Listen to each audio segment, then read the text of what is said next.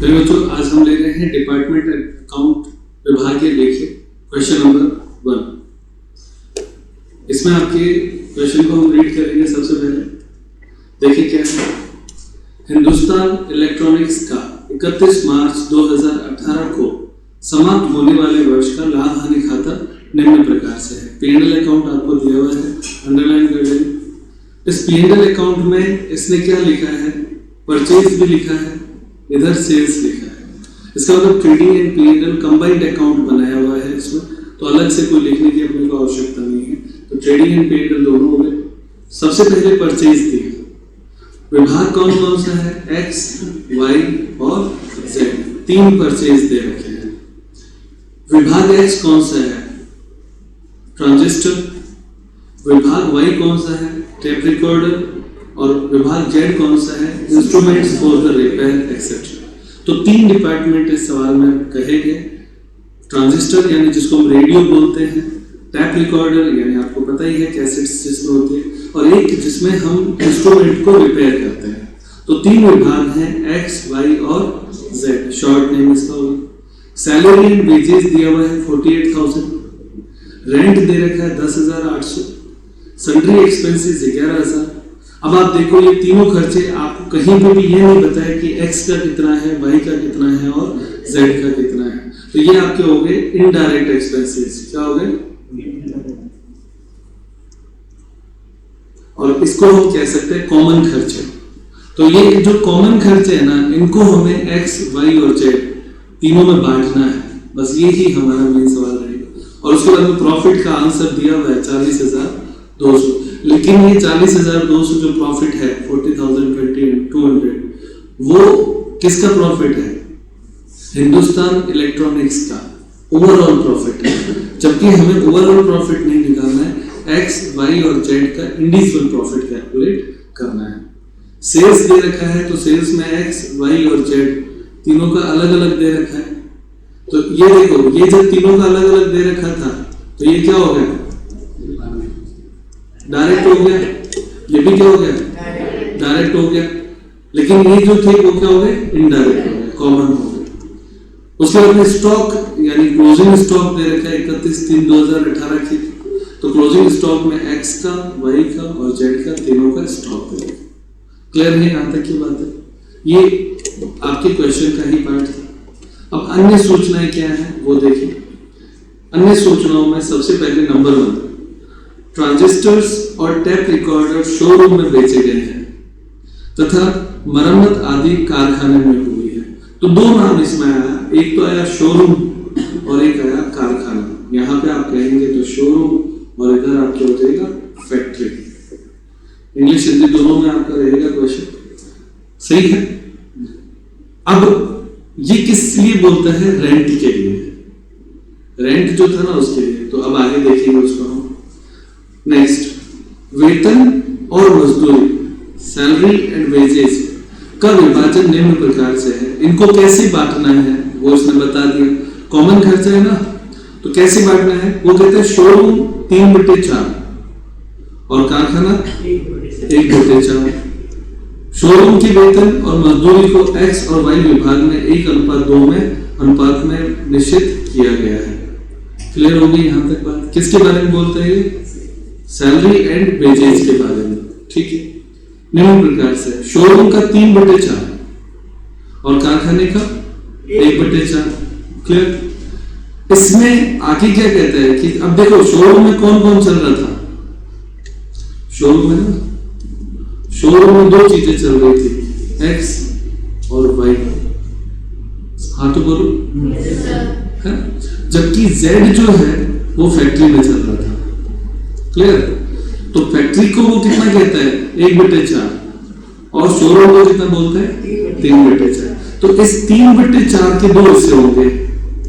3/4 के कितने हिस्से होंगे, 2 हिस्से। कौन से, इसने लिखा है वेतन और मजदूरी को X और Y में। क्यों, क्योंकि 3/4 जो है वो X और Y को लेता है। उसमें 1/3 और 2/3 में बांटना है। कैसे पता चला, 1:2। तो 1:2 का मतलब 1/3 और 2/3 हो गया, अनुपात बटे अनुपातों का योग।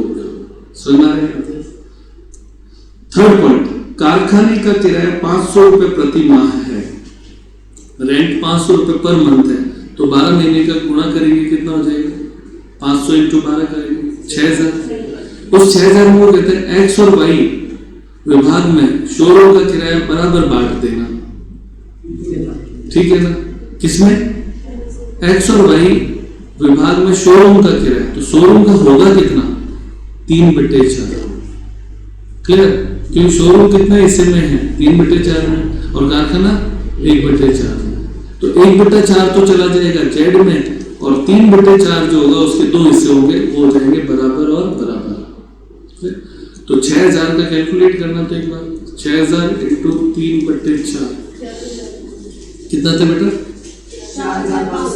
4000, यह था, इसके दो हिस्से होंगे बराबर बराबर, तो कितना हो जाएगा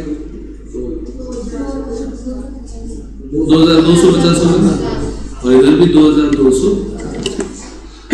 एक्स का हो गया, वाई हो गया, और जेड का कितना, जेड का हो जाएगा 1/4, तो 6000 का 1/4 कितना होता है, 1500 होता है, वो उसमें चला जाएगा, तो जेड का हिस्सा आएगा 1500। समझ आ रहा है बराबर।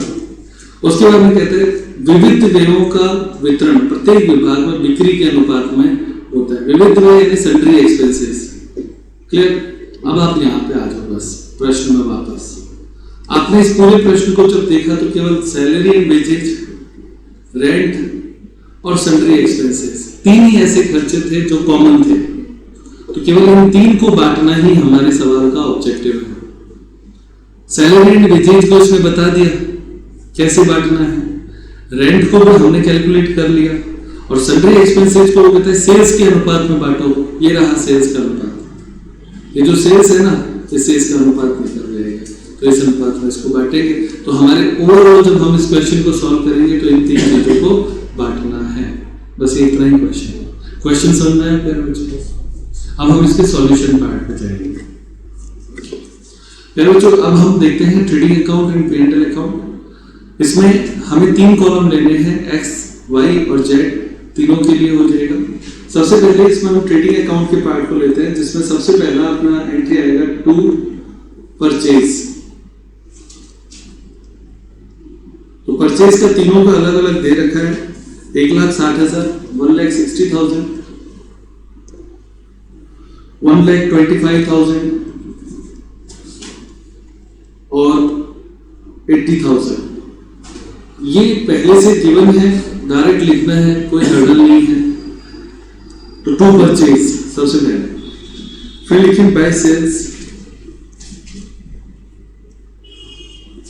ये भी गिवन है 1,75,000। टेपिको यानी वाई का है 1,40,000 और सर्विसेज का है जेड का 35,000। परचेज और सेल्स दोनों दे रखे थे। फिर लिखे by closing stock. Closing stock भी आपको गिवन है तीनों का, एक्स का 60,100, वाई का 20,300 और जेड का 44,600। ट्रेडिंग अकाउंट से रिलेटेड ओपनिंग स्टॉक नहीं था, परचेज है, सेल्स है और क्लोजिंग स्टॉक है। उसके बाद में सैलरी एंड वेजेस, रेंट और सन्ड्री एक्सपेंसेस ये P&L अकाउंट में आते हैं। तो यहां तक अपने ट्रेडिंग अकाउंट होगा। यहां पर आप एक ऐसे लाइन बनाएंगे दोनों तरफ, इधर जो डिफरेंस आएगा उसे आप कहेंगे ग्रॉस प्रॉफिट,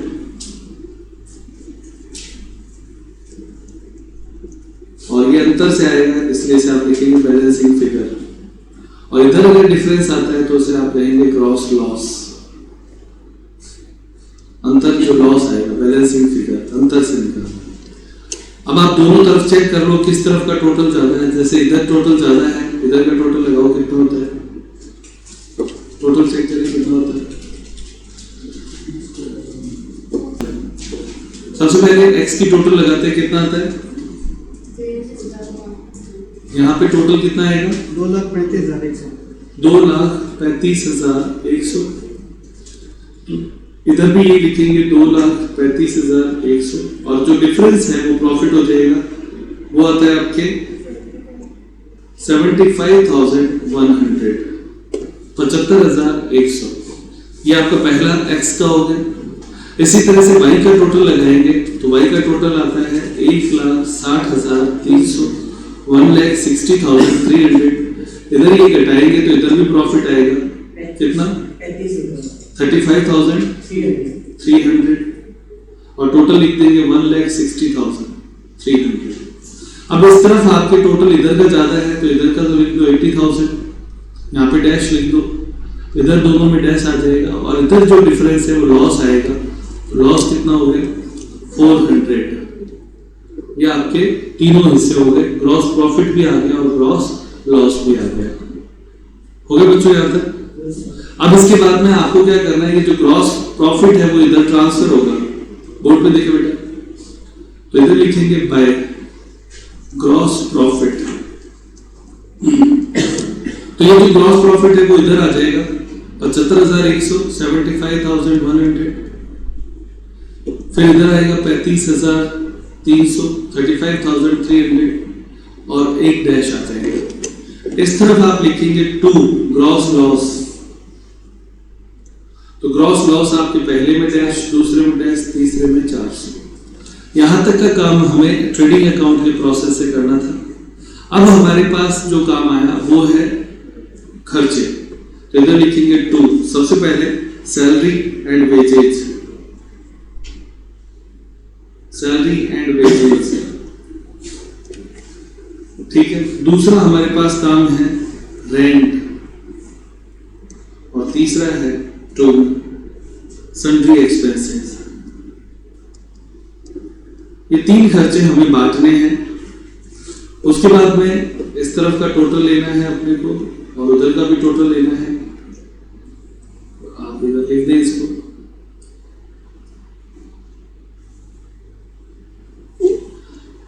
अब इन खर्चों को जब हम इधर लिखेंगे तो डिफरेंस जो है वो नेट प्रॉफिट नेट लॉस आएगा। इसके लिए हम वर्किंग नोट बनाते हैं। तो जैसे सबसे पहले हम सैलरी एंड वेजेस लेते हैं, तो आप वर्किंग नोट में आ जाए, वर्किंग नोट 1 और नाम लिखे salary and wages. Salary and wages का टोटल जो एक्सपेंडिचर आपको दे रखा है वो 48,000 दे रखा है। क्लियर? इस 48,000 में उसने कहा सैलरी एंड वेजेस को आप 2 हिस्सों में बांटो। पहले एक तो शोरूम में और एक फैक्ट्री में। तो इन दो में बांटने के लिए 3/4 तो शोरूम को दे दो और 1/4 फैक्ट्री को दे दो। हमने बांटा तो ये आपका आया 36,000 और ये आपका आया 12,000। ठीक है, कैलकुलेट करके देख लेना। अब उसके बाद में ये जो 36,000 आया उसमें हमें 2 हिस्से करने हैं, एक्स का और वाई का। ये एक्स का जो पार्ट है वो 1/3 है और इसका जो पार्ट है वो 2/3 है, क्योंकि इसने कहा था 1:2 में बांटना है। तो 1:2 का जब हम रेशियो कैलकुलेट करते हैं तो 1/3 और 2/3 होता है। तो ये हम बांटेंगे तो 36,000 का 1/3 12,000, ये एक्स का हो गया और इसका हो जाएगा 24,000। और फैक्ट्री में केवल जेड ही चल रहा था तो इसमें सीधा ही आप लिख दो जेड। तो तीनों खर्चे आ गए, एक्स, वाई और जेड। 12,000, 24,000 और 12,000। इस तरीके से आपका पहला पार्ट जो है कौन सा, सैलरी एंड वेजेस आ जाएगा। समझ में? अब इसको आप यहाँ मेन सवाल में ले जाएंगे तो मेन सवाल में लिखते हैं 12,000, 24,000 और 12,000। नेक्स्ट हमारा जो पॉइंट है वो है रेंट। तो उसके लिए भी वर्किंग नोट बनाएंगे। ये आपका फर्स्ट था वर्किंग नोट। अब आप देखिए वर्किंग नोट सेकंड। तो वर्किंग नोट सेकंड में रेंट लिखेंगे। रेंट में हमें जो कि ये बात अब पता चल गई है कि 3/4 हिस्सा तो किसका होता है, शोरूम का है और 1/4 किसका है? फैक्ट्री का है। तो रेंट को भी उसी हिसाब में लेना है। तो रेंट कितना था टोटल? तो रेंट का खर्चा आपके दे रखा है 10,800, है ना? तो 10,800 रुपए सबसे पहले लिखने हैं, 10,800 ये टोटल है। अब इसका क्या करना है अपने को? 2 हिस्से करने हैं, 3/4 शोरूम और 1/4 फैक्ट्री। तो शोरूम को हम SR लिख देते हैं और फैक्ट्री को F लिख देते हैं। ऐसा ही करना है। अब आगे 3/4 हिस्सा कितना होता है इसका?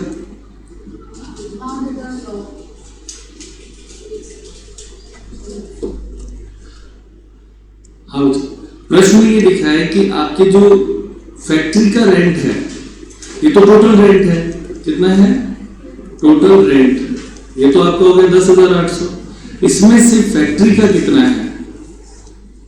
तो फैक्ट्री का आपके दे रखा है 500 रुपए पर मंथ। तो 500 × 12 6,000। ये तो फैक्ट्री का हो जाएगा, ये तो जेड का हो जाएगा, फैक्ट्री यानी जेड।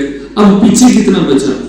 तो 10,800 माइनस 6,000 बराबर 4,800। ये किसके लिए बच गया? शोरूम के लिए। और शोरूम के 2 हिस्से हैं, कौन कौन से? X और Y, और इसमें बराबर बांटना है। बराबर यानी 1/2 1/2 लिखा हुआ है, पढ़ लेना। तो ये हो गया आपका 2400 और ये भी हो गया 2400। समझ में आया? अब आप तीनों देखो, X, Y और Z। X का 2400, Y का 2400 और Z का 6,000। ये इस तरीके से है। लाइन को एक बार वापस पढ़ लो। देखो मैं आपको दिखा देता हूँ, खुद ही देखें आप। अंडरलाइन करते हैं, ये शब्द अंडरलाइन करो। कारखाने का किराया 500 रुपए प्रति माह है। तो फैक्ट्री का तो अलग ही कर दिया ना उसने, तो वो तो 6,000 अलग हो गया। X और Y विभाग में शोरूम का किराया बराबर बराबर बांट देना। तो जैसे टोटल रेंट था उसमें से हमने फैक्ट्री का लेस किया, तो पीछे बचा वो शोरूम का, और शोरूम का बराबर बराबर बांटना। इतना ही है। अब इसको भी ऊपर लेना है, देखिए रेंट कितना? 2,400 और 6,000। अब थर्ड जो है वो आपके हैं सन्ड्री एक्सपेंसेस। इसको सेल्स रेशियो में बांटना है, ठीक है? तो सेल्स का रेशियो, ये जो अपने पास सेल्स दे रखी है ना, इसका पहले रेशियो कैलकुलेट करना होगा। जल्दी से कैलकुलेट करो एक बार। तो इसके लिए सबसे पहले हम यहाँ पे कैलकुलेट करेंगे सेल्स रेशियो। तो सेल्स रेशियो में X, Y और Z तीनों की सेल्स बोलना, तो कितनी कितनी है? 1,75,000, 1,40,000, 35,000। तो 3 जीरो तो सब में कटते ही है। उसके बाद में और इसको करें छोटा, तो हाँ बोलो, पहले का कितना आता है? 35, दूसरे का 28 और तीसरे का 7, और टोटल कितना हो जाएगा? हाँ, और छोटा बता दो। इसका 5, इसका 4 और इसका 1, टोटल 10 हो गया। अब इसमें हमें किस खर्चे को बांटना है? सन्ड्री एक्सपेंसेस को। तो सन्ड्री एक्सपेंसेस का खर्चा टोटल था कितना? देखो प्रश्न में दिया हुआ है, 11,000 दे रहे हैं, 11,000, ठीक है? इस 11,000 को X, Y और Z 3 हिस्सों में बांटना है, 5:4:1 में। तो 11,000 का 5:4:1 में बांटो, कितना कितना आएगा बच्चों? 5,500, फिर 4,400, 4,400 और 1,100। ये तीनों आपके हो जाएंगे। हो गए तीनों। इसको हम यहाँ पे ऊपर लिखेंगे। देखिए, पहले का 5,500, दूसरे का 4,400 और तीसरे का 1,100। हो गए टोटल। अब आप देखें तीनों खर्चों को जब हमने बांट दिया है तो हमारे सामने पहले में प्रॉफिट दिख रहा है, दूसरे में प्रॉफिट है, तीसरे में लॉस ही है सारा का सारा, तो वो इस तरफ आ जाएगा। तो डिफरेंस निकालना है। सबसे पहले आप इधर लिखें to net profit balancing figure और इधर लिखेंगे by net loss balancing figure. तो इसमें तो आपकी केवल तीसरे कॉलम की टोटल जो है उसके बराबर आ जाएगा। कैलकुलेट कर लो एक बार। सबसे पहले हम इधर का टोटल करेंगे तो 75,100 आता है। इसमें से ये तीनों घटाएंगे तो डिफरेंस कितना आता है यहाँ पे 55,200 और टोटल हो जाएगी 75,100। तो ये आपका सबसे पहला प्रॉफिट आ गया 55,200। उसके बाद में नेक्स्ट सेकंड में टोटल हमने इस तरफ का लेंगे तो 35,300 35,300। उसमें से इधर का लेस करेंगे तो प्रॉफिट का डिफरेंस कितना आता है 4500। ये आपका सेकंड प्रॉफिट आ गया, ठीक है। और यहाँ का टोटल कितना हो जाएगा 35,300। इस कॉलम में इधर का टोटल ज्यादा, इधर कुछ है ही नहीं, तो इधर का टोटल हमने लिखा 19,500, तो यहाँ पे ये 19,500 लिखेंगे। और चूंकि और कुछ है नहीं तो ये सारा का सारा लॉस आया, उसे आप यहाँ पे लिख देंगे 19,500। ये सारा लॉस हुआ। ये आपके जो तीन मैंने हाईलाइट किए हैं ये आपके आंसर हैं, चेक करना। बस इतना ही क्वेश्चन है, ठीक है। फिर क्वेश्चन नंबर सेकंड देखते हैं। इसमें दिया हुआ है एक विभागीय स्टोर का स्वामी जनवरी 2018 को समाप्त होने वाले माह के अपने दो विभाग एक्स और वाई का लाभ पृथक पृथक रूप से ज्ञात करना चाहता है। तो पहली लाइन तो क्लियर हो गई कि दोनों डिपार्टमेंट हैं, एक्स और वाई दो ही डिपार्टमेंट है और दोनों का अलग अलग प्रॉफिट लेना चाहता है। किसी कारणवश वह अंतिम स्टॉक का मूल्यांकन नहीं कर सका तो क्लोजिंग स्टॉक वो कैलकुलेट नहीं कर पाया। तो जब भी कभी ऐसी सिचुएशन आती है कि क्लोजिंग स्टॉक नहीं देता है तो वो ग्रॉस प्रॉफिट दे देगा। समझ आती है बात? भाई या तो क्लोजिंग स्टॉक दो या ग्रॉस प्रॉफिट दो, कोई एक चीज तो देनी पड़ेगी वरना हम कैसे कैलकुलेट करेंगे।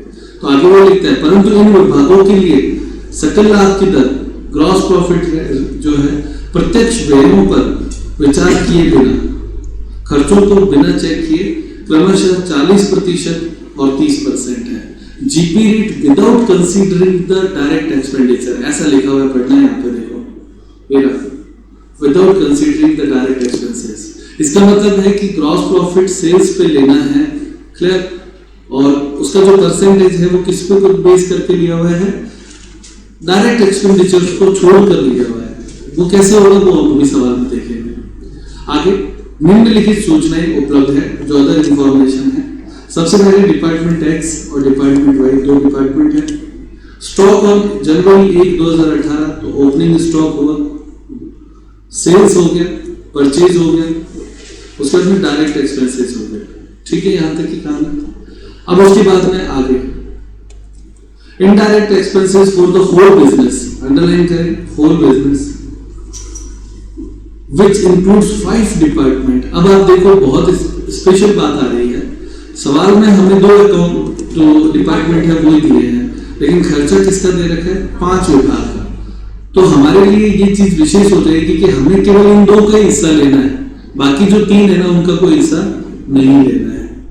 आगे क्या लिखता है वो देखते हैं। आउट ऑफ दीज, इसमें से, यहां पे वापस आ जाओ, संपूर्ण व्यापार जिसमें 5 विभाग है कि अप्रत्यक्ष व्यय 10,800 थे। ये बात हमने कर ली है पहले से। अप्रत्यक्ष यानी इनडायरेक्ट एक्सपेंडिचर। आगे कहता है इनमें से 1/6 सभी विभागों में बराबर बांटने हैं। तो 10,800 का 1/6 निकालेंगे, सभी विभाग मतलब 5 विभाग हो गए, उनमें बराबर बांट देंगे। जैसा वो कहता है वैसा ही करना है, दिमाग नहीं लगाना है। आगे क्या कहता है शेष विभाग की बिक्री के अनुपात में बांट दो, बाकी जो बचा उसको सेल्स के अनुपात में बांटना है। तो डबल बात करती है इसने खर्चों के मामले में, एक 1/6 और एक 5/6। क्योंकि हम जैसे ये बात कहते हैं कि 1/6 ऐसा है तो शेष कितना होगा 5/6 होगा, सही है ना। 1/6 मतलब 6 हिस्सों में से एक हिस्सा, पता है क्या ये बात आपको। 1/6 का मतलब होता है 6 हिस्से टोटल है जिसमें से एक यहाँ आ गया, तो पीछे कितना बचा 5 हिस्से बच गए, उससे बोलते हैं 5 बटे 6। तो ये 2 हिस्से हमें करने हैं। ये हिस्सा तो वो कहते हैं बराबर बांटो, और ये हिस्सा सेल्स के अनुपात में बांट दो। लेकिन सेल्स के अनुपात में बांटते समय हमें याद रखना है 2 विभागों का लेना है, 3 का नहीं लेना है। क्लियर है ना? यहाँ पे लिखते हैं 1/6 are to be divided equally among all, सब में बराबर बांटना है department, and the remaining it means 5/6 are to be apportioned in the ratio of department sales, इसको सेल्स के अनुपात में बांट देना है। आगे क्या कहता है? शेष 3 विभागों की बिक्री 1,02,000 है। The sales of remaining 3 departments are ₹1,02,000। अब 3 की तो हमें सेल्स दे दी, 2 की कहां है? ये रही क्वेश्चन, ये रही ना सेल्स। तो जब हम अनुपात बनाएंगे ना, तो ये सेल्स और 3 की सेल्स, तीनों को जोड़ेंगे तभी तो अनुपात बनेगा, क्योंकि अनुपात बट्टे अनुपातों का योग होता है, और अनुपातों का योग 5 विभाग के लिए लेंगे, क्योंकि खर्चा भी 5 विभाग का दे रखा है। तो ये चीज इस सवाल में सबसे महत्वपूर्ण है, और इसमें कुछ भी बड़ी बात नहीं है। अच्छा, खर्चे में 2 ही खर्चे हैं, अन्य कोई खर्चा भी नहीं है। कौन कौन सा? डायरेक्ट एक्सपेंसेस और indirect expenses. Direct expenses trading account में रहेगा, इनडायरेक्ट एक्सपेंसेस P&L अकाउंट में रहेगा। लेकिन इसमें भी एक बड़ी बात इसने कही कि जो ग्रॉस प्रॉफिट रेट है वो विदाउट कंसीडरिंग डायरेक्ट एक्सपेंडिचर है, तो उसको कैसे सॉल्व करेंगे ये, और इस पर अपने को याद रखना है। यानी इस पूरे प्रश्न में 3 बातें महत्वपूर्ण है, जिसको हमें देखते हुए चलना है। देखते हैं इसका सॉल्यूशन क्या है। Question number 2, departmental trading and P&L account इसमें हम बनाएंगे। इसमें 2 डिपार्टमेंट के लिए हमें पूछा गया है, एक तो X के लिए बनाना है और एक Y के लिए बनाना है, जबकि टोटल डिपार्टमेंट 5 है, ये याद रखना है। देखिए सबसे पहले to opening stock, opening stock कितना दे रखा है? तीनों डिपार्टमेंट का लिखना है, दोनों डिपार्टमेंट का। तो पहले का है 9,000, दूसरे का है 8,400। तो यहाँ पे आप सिंपली सीधा सीधा लिख देंगे 9,000, 9,000 और 8,400। उसके बाद में आपके इसमें दिया हुआ है सेल्स, तो लिखिए बाय सेल्स, वो आपके दे रखे हैं 42,000 एंड 36,000। ओके, उसके बाद में परचेज, तो टू परचेज, वो आपके इसमें गिवन है 27,000 और 21,600।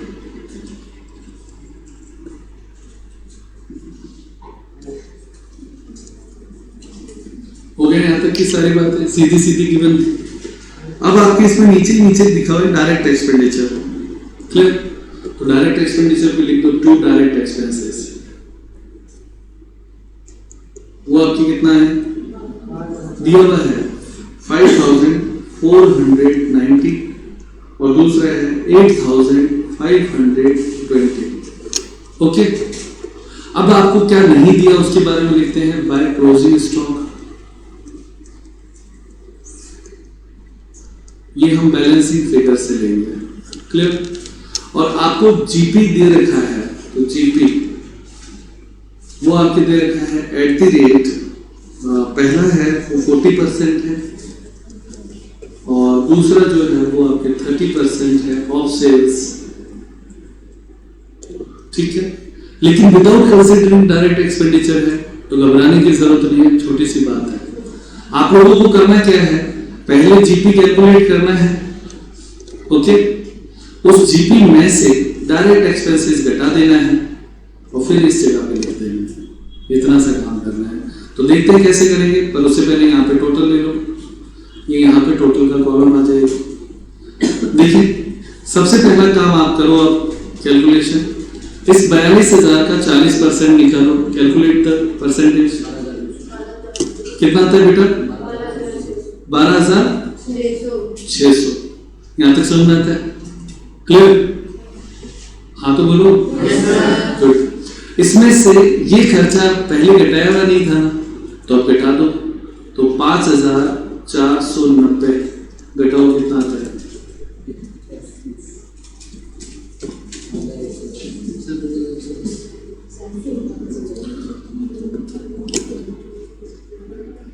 कितना था?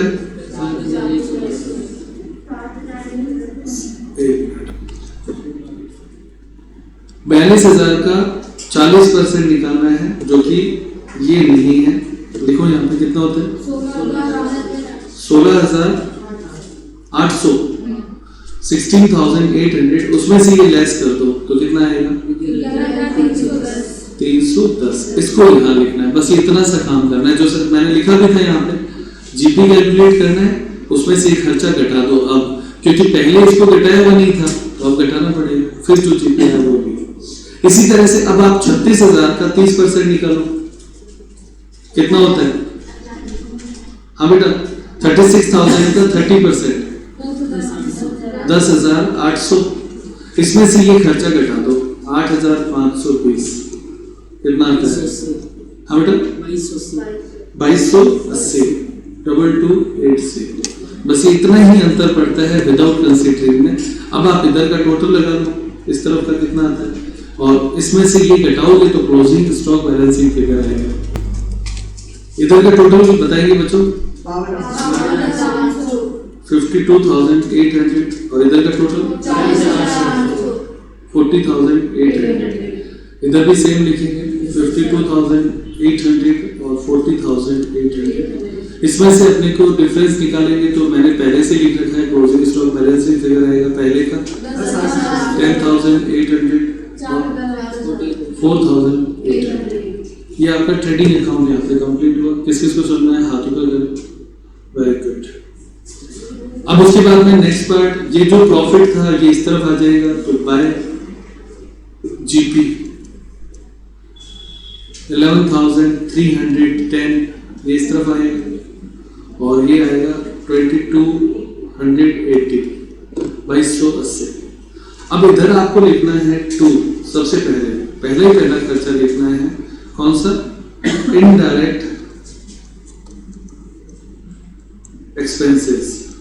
अब इस इनडायरेक्ट एक्सपेंसेस को आप चाहें तो पूरा का पूरा वर्किंग नोट में करके फिर यहाँ ले आए और या सीधा यहीं पे सॉल्व कर दिए, अपने पास ऑप्शन रहेगा। प्रश्न में ये लिखा है कि 1/6, तो टोटल खर्चा इनडायरेक्ट एक्सपेंसेस का कितना है? 10,800 दिया हुआ है, मैं यहाँ लिख रहा हूँ इसको, है ना 10,800। इसके दो पार्ट करने हैं, 1/6 पहला पार्ट और 5/6 दूसरा पार्ट, ठीक है। ये इक्वल बांटना है, सब में 5 विभाग है टोटल, और ये जो है वो सेल्स रेशियो में बांटना है। क्लियर है ये बात? इसको हम वर्किंग नोट में सॉल्व कर लेंगे, ये दोनों ही चीजें। अब आप नीचे वर्किंग नोट में आ जाओ, देखो working node first indirect expenses. तो इनडायरेक्ट एक्सपेंसेस टोटल है 10,800, ठीक है। इसके दो हिस्से करो, 1/6 और 5/6। 1/6 कितना होता है? 1800, 1800, और ये 9,000। इस 1800 को 5 भागों में बांटना है, तो डिवाइड बाय 5 कर दो, तो प्रत्येक का कितना आएगा?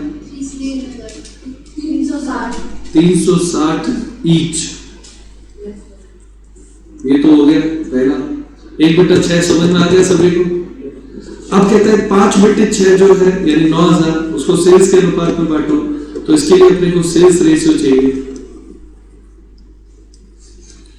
तो सेल्स रेशियो मैं यहाँ पे आपको बता देता हूँ, एक्स का कितना है, वाई का कितना है, और शेष का कितना है अदर।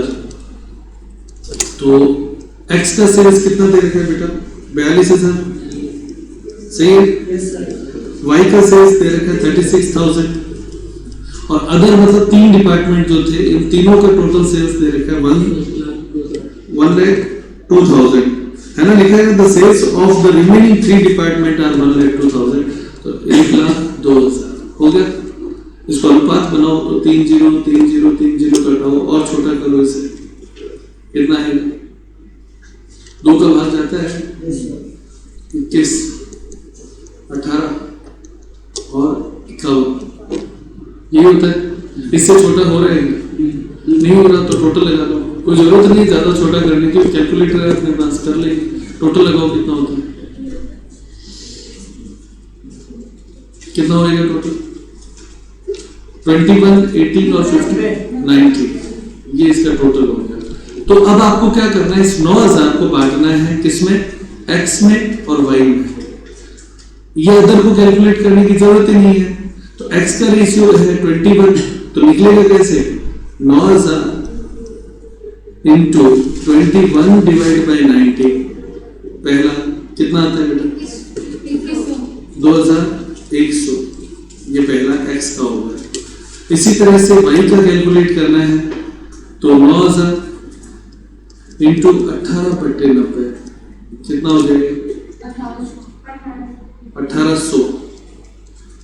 ये करने की आवश्यकता नहीं है क्योंकि हमें सवाल में लिखना नहीं है उसको, इसलिए कैलकुलेट नहीं करेंगे।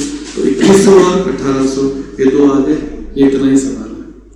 ये कितना कितना आया था, 360 ईच, तो दो विभागों में 360 360, और ये हो गया 2100 और 1800। हो गया यहाँ तक सभी कोई दिक्कत नहीं। अब इसे आप मेन सवाल में आ जाओ।